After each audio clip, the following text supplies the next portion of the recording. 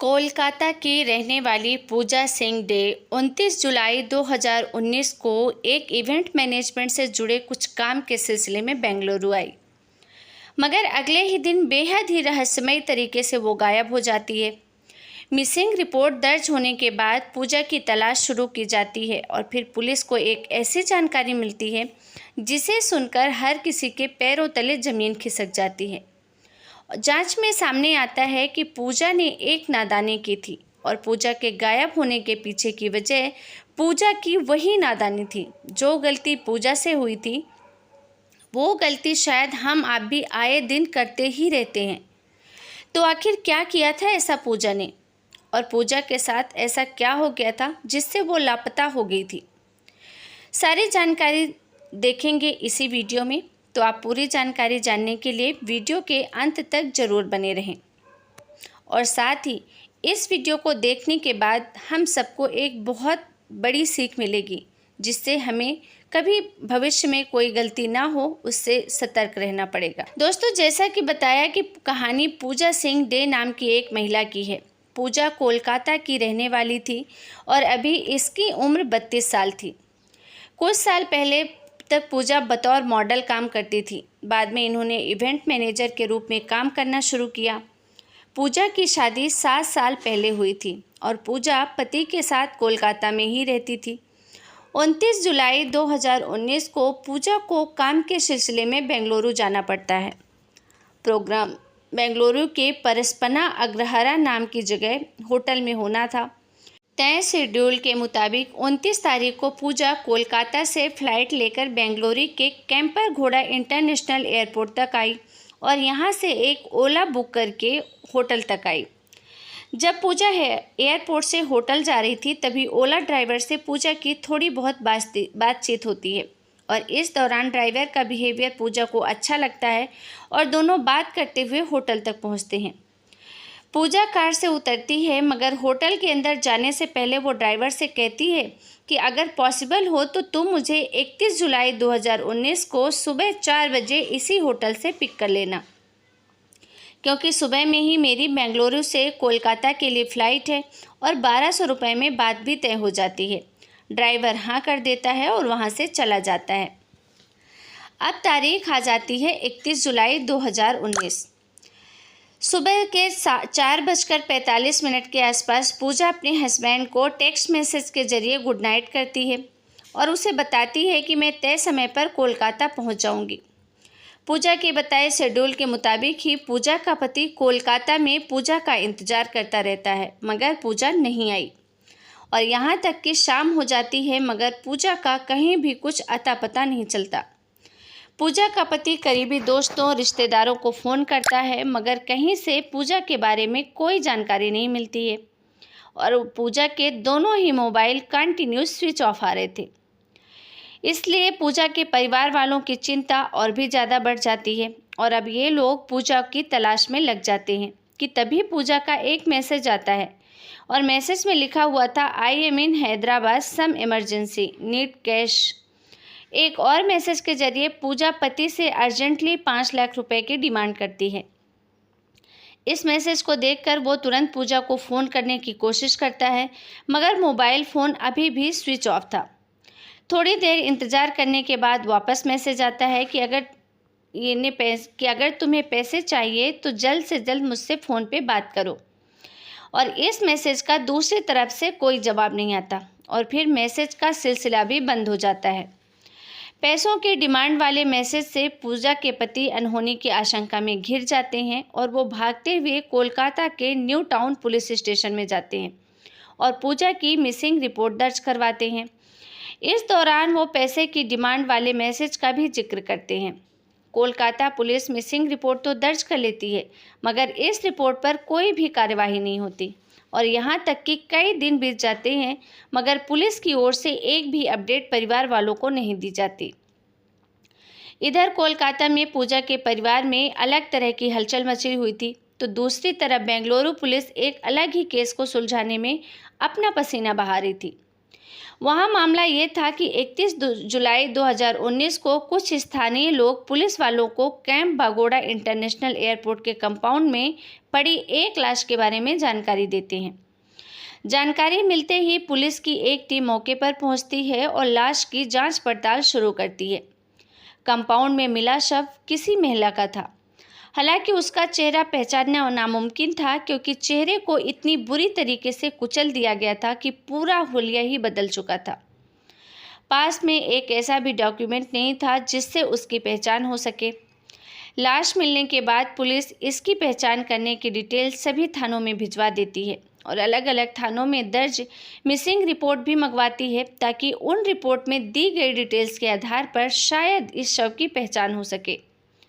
मगर कहीं से उस शव की पहचान नहीं हो पाती और काफ़ी इंतजार के बाद जब उसे वो पहचान नहीं होती है तो पोस्टमार्टम के बाद कानूनी प्रक्रियाओं का पालन करते हुए पूरे सम्मान के साथ पुलिस की निगरानी में शव का अंतिम संस्कार कर दिया जाता है और उसके पास से मिले सामान को इकट्ठा कर लिया जाता है। इसके अलावा अंतिम संस्कार से पहले उसके शरीर पर मौजूद टैटू की भी तस्वीर ली जाती है। बेंगलुरु पुलिस ने अंतिम संस्कार जरूर कर दिया था, मगर अब भी पुलिस वालों की पूरी कोशिश थी कि कैसे भी उससे महिला के परिवार वालों तक पहुंच जाए। इसी कोशिश में एक जांच टीम बनाई जाती है और महिला के परिवार वालों का पता लगाने का सिलसिला शुरू होता है।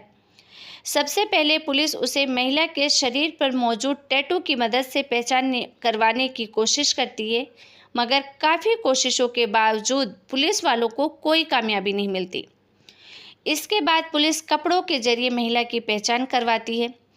दरअसल पुलिस महिला के शरीर से बरामद कपड़ों के ब्रांड का पता लगाती है और फिर उसे ब्रांड आउटलेट पर जाकर देश भर में पिछले 2 साल में उस साइज के कपड़ों की खरीदारी करने वाले सभी कस्टमर की डिटेल्स निकलवाती है। ये काम बहुत मुश्किल था। इसके बावजूद पुलिस कई दिनों तक इसी काम में लगी रहती है और जांच के दौरान पुलिस को जानकारी मिलती है कि कुछ इस तरह के कपड़ों की खरीदारी कोलकाता में की गई है और इस आधार पर पुलिस वाले अब पता लगाते हुए कोलकाता आ जाते हैं और यहाँ आकर पिछले कुछ महीनों में कोलकाता में दर्ज की गई सभी थानों से मिसिंग रिपोर्ट मंगवाते हैं। सभी मिसिंग रिपोर्ट की स्टडी करने के बाद न्यू टाउन पुलिस स्टेशन में दर्ज एक मिसिंग रिपोर्ट से बेंगलुरु में मिली लाश का हुलिया काफ़ी हद तक मिलता है। और कैसे इस फाइल अच्छे से चेक करने के बाद पुलिस अनुमान लगाती है कि बेंगलुरु में पिछले दिनों पुलिस को जो लाश मिली थी वो लाश किसी और की नहीं बल्कि पूजा सिंह डे की हो सकती है और जिसकी missing report new town police station में दर्ज की गई है। इसी के बाद बेंगलुरु पुलिस इस बात को कंफर्म करने के लिए 16 अगस्त को पूजा सिंह के भाई को फ़ोन करती है। फ़ोन मिलते ही बिना किसी को बताए पूजा का भाई तत्काल ही फ्लाइट लेकर बेंगलोर चला जाता है। वहां पुलिस उसे शव के पास से बरामद सभी दूसरी चीज़ तथा तस्वीर दिखाती है। भले ही चेहरा नहीं दिखा था, मगर सभी दूसरी चीज़ देखकर पूजा का भाई ये कंफर्म कर देता है कि वो महिला उसकी बहन ही है जिसकी हत्या की गई थी।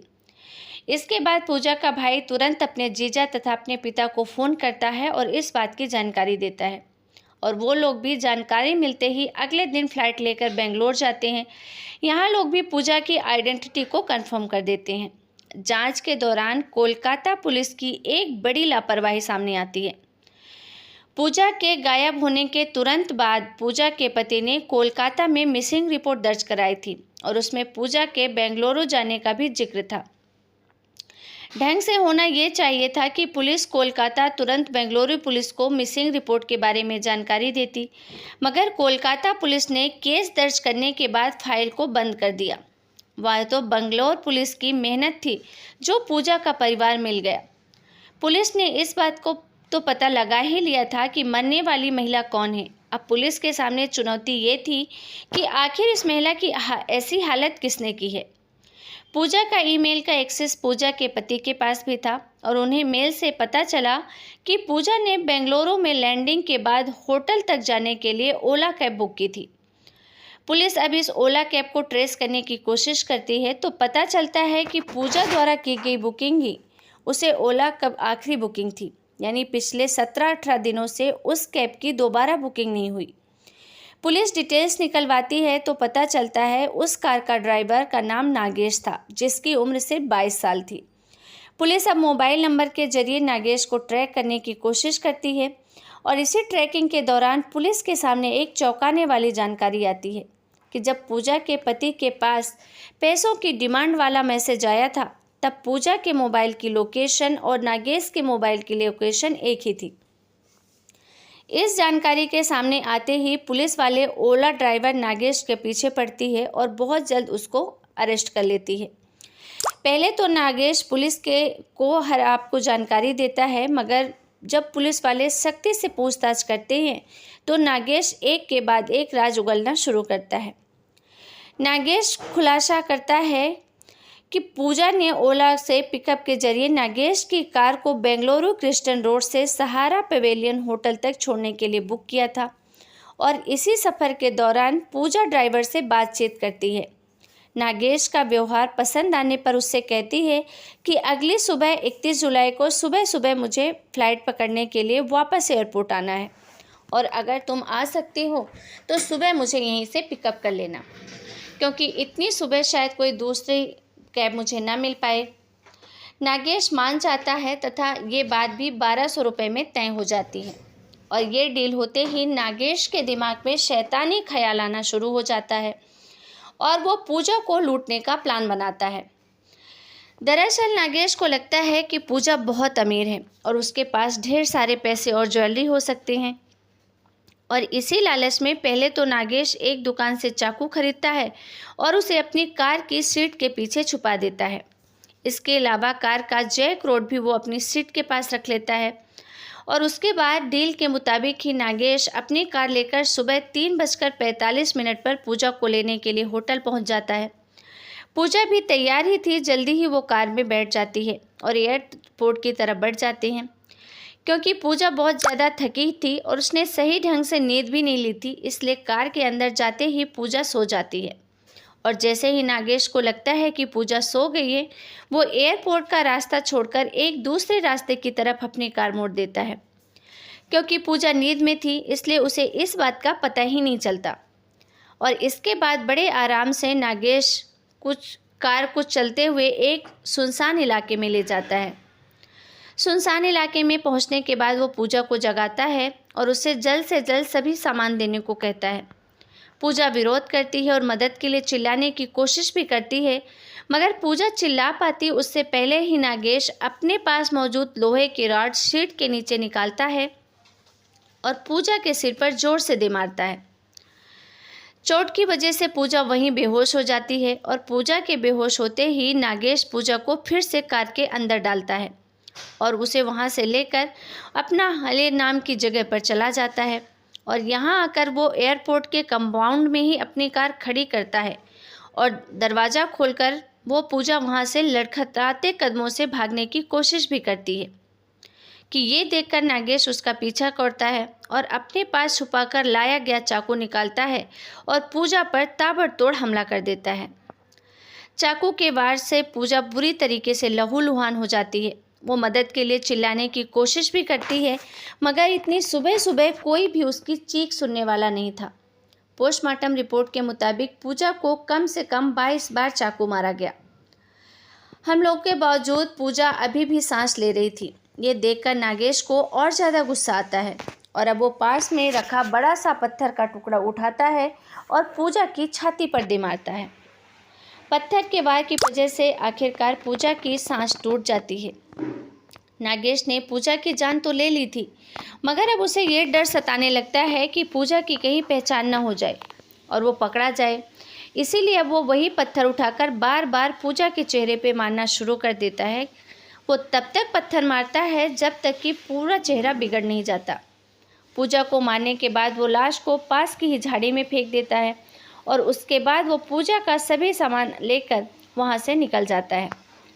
नागेश को उम्मीद होती थी कि पूजा के पास उसे लाखों रुपए मिलेंगे, मगर पूजा के पर्स में सिर्फ 500 रुपये का एक नोट तथा 2 क्रेडिट कार्ड थे और इसके अलावा पूजा के पास 2 मोबाइल फ़ोन थे, जिसमें एक मोबाइल फ़ोन एप्पल का था जबकि दूसरा वीवो कंपनी का।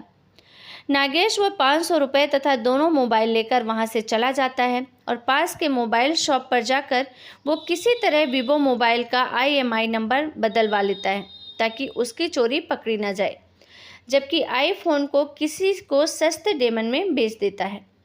इसके अलावा वो पूजा के मोबाइल वॉलेट से कुछ हज़ार रुपये अपने वॉलेट में ट्रांसफ़र करता है और इसी के बाद वो पूजा के वीवो मोबाइल से ही टूटी फूटी अंग्रेजी में पूजा के पति से 5 लाख रुपए की डिमांड करता है।